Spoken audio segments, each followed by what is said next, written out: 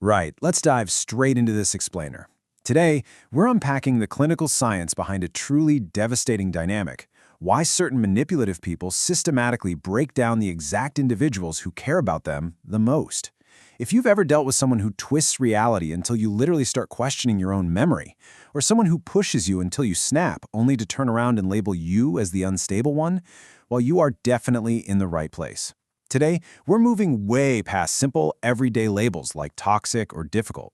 We are looking at the concrete, clinical reality of what is actually happening inside their heads. So why don't they care how much they hurt me? It's probably the most painful question asked by anyone who survived a toxic relationship. You know, when you're dealing with a manipulative person, it's incredibly common to make one massive, dangerous error. You assume they're just like you. You naturally think, hey, if I just explain my pain clearly enough, they'll finally feel it and they'll stop. But we've got to step back from that emotional reaction to find the concrete biological answers. Because as we'll see today, the research shows that their actual hardware is fundamentally different from yours.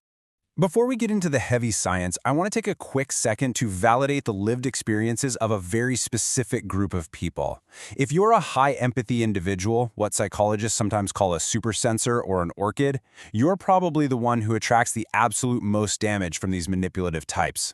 I need to remind you right off the bat, you aren't targeted because you're weak. Not at all. You're targeted because your high empathy, your quickness to forgive, and your natural tendency to see the good in others make you an incredibly high-yield supply for them. Basically, you have the light that they lack.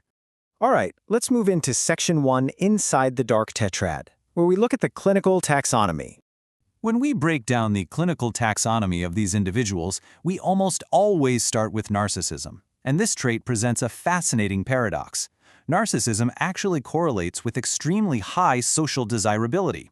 They're often the most extroverted, charismatic, life-of-the-party person in the room. But here's the catch. That charm is entirely superficial. Beneath that super-confident mask is a highly fragile defensive structure. It's like an eggshell. If you criticize them, or honestly, even if you just stop clapping for them, that mask shatters completely, and you'll see a rage that is absolutely terrifying. The second trait in the tetrad is Machiavellianism. Now, if a narcissist acts on impulse for a quick hit of attention, a Machiavellian is playing a long, cold game of chess. These are your ultimate cold strategists. They literally don't view you as a person with rights. To them, you're just a chess piece to be positioned on a board. This trait is usually learned as a survival strategy, often forged in a really cold or unpredictable childhood environment. They learn super early on that trust gets you killed and manipulation gets you fed. If lying serves their goal, they're going to lie without blinking. Morality? It's just a minor inconvenience to them. Moving on to the third trait, psychopathy. This one is characterized by severe impulsivity and a profound, almost unbelievable lack of fear or remorse. They simply don't have the social brakes that stop everyday people from hurting others. And why is that? Because they literally do not process fear the same way we do. Their amygdala, which is the brain's fear center, is hypoactive. Think of it like a house where all the smoke detectors have been completely unplugged. They just don't process risk or fear like you do. They act on pure, immediate impulse, constantly seeking stimulation, completely regardless of the cost to you. And then we have the terrifying fourth addition to the tetrad, everyday sadism. This completely explains the behavior that seems to serve absolutely no logical purpose, the petty cruelty, the relentless internet trolling. For a true sadist, your suffering isn't just an accidental byproduct of what they're doing, it is the actual goal. Watching you squirm triggers a direct, powerful release of dopamine right into their brain. Plain and simple, they hurt you because it feels really, really good to them. Just take a look at this breakdown of psychopathy variants based on behavioral genetics and twin studies. Up to 70% is heritable genetics. 70%! That means they didn't just casually pick up this behavior. It's a fundamental biological hardware issue. They were wired exactly that way from birth. It's this potent combination of genetic predisposition and environmental triggers that creates a personality that is incredibly, stubbornly resistant to change.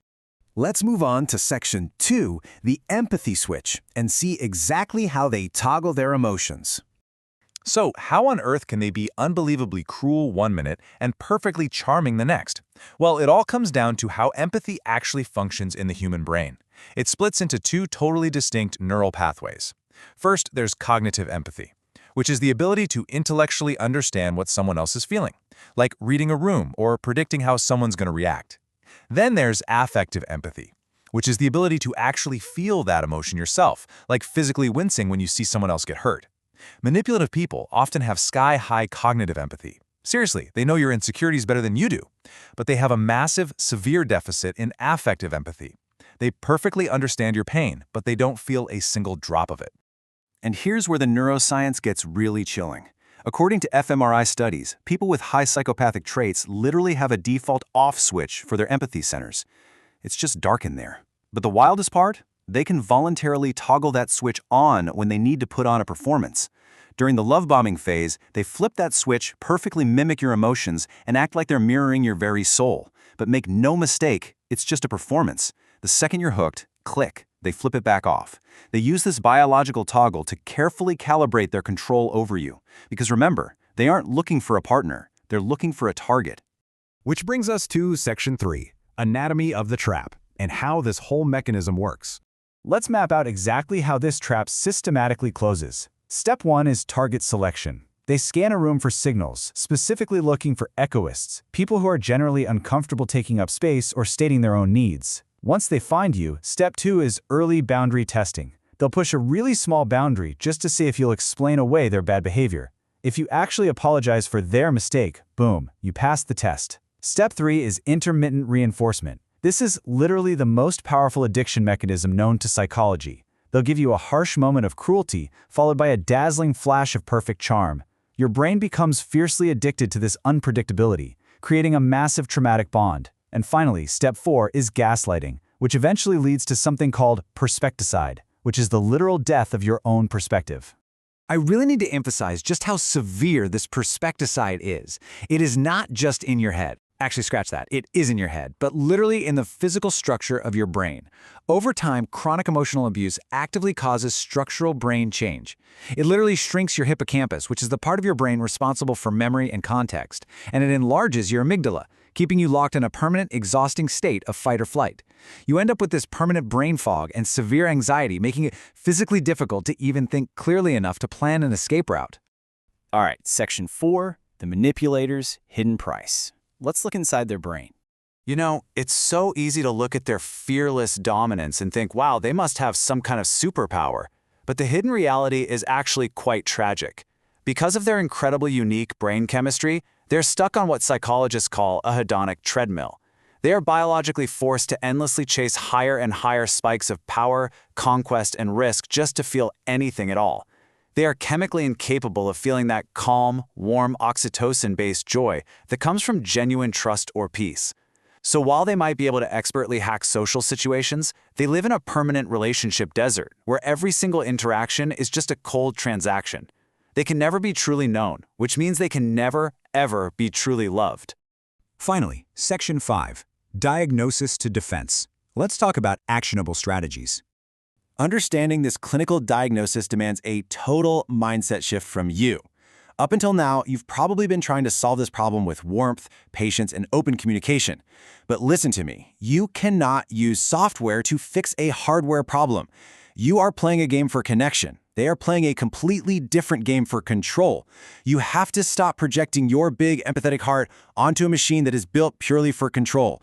You need to switch your lens. Remember that your anger is still a form of attachment to them. You need to start looking at them with clinical detachment. When they fly into a rage, objectively view it for what it is, a narcissistic injury. When they hurt you with a smile on their face, recognize that sadistic dopamine hit for exactly what it is.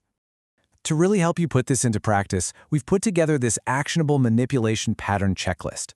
This is absolutely crucial for identifying toxic people in your daily life, and honestly, I highly recommend you take a screenshot of this slide right now. Look for these specific red flags in your relationships. Number 1, twisting reality until you genuinely start questioning your own memory. Number 2, weaponizing your absolute deepest secrets the very second you have a disagreement. Number 3, testing small boundaries early on just to see if you'll fault. Number 4, that sudden jarring toggling of empathy we talked about, super charming 1 minute and ice cold the next. And number 5, intermittent breadcrumbing, where they offer you just enough warmth to keep you hopelessly addicted to the chaos. Keep this checklist handy so you can finally stop doubting your own memories and see things clearly. I want to wrap up this explainer with an incredibly powerful psychological metaphor about individuals operating with the Dark Tetrad. They know the words but not the music. They can perfectly mimic the outward motions of human connection, but inside, they are completely empty of the actual melody that makes life meaningful. Do not envy the machine. Sure, it runs fast, but it is running completely on empty. Their manipulative behavior says absolutely nothing about your worth as a person. So I leave you with this one final thought. Now that you know exactly how the machine is wired, are you ready to finally stop trying to fix it and actually begin your journey toward freedom?